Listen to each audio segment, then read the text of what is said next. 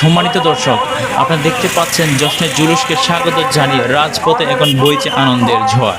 জশ্নের জুলুসের আগমন বার্তা পৌঁছে দিতে বোয়ালখালীতে শুরু হয়ে গেছে ঐতিহাসিক বর্ণাঢ্য শোভাযাত্রা।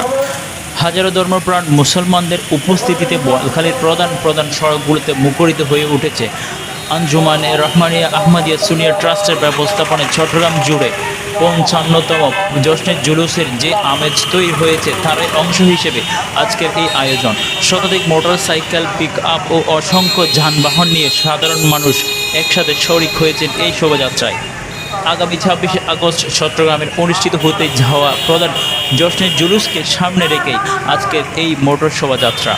দরবারে শ্রীকোটের সাজ্জাদানশীন পীর আল্লামা সৈয়দ মোহাম্মদ সাবির শাহ মাদ্দাজিহুল আলী এর নেতৃত্বে অনুষ্ঠিতব্য মূল জুলুসের আগে বোয়ালখালীর রাজপথে যেন উৎসবের নগরীতে পরিণত হয়েছে।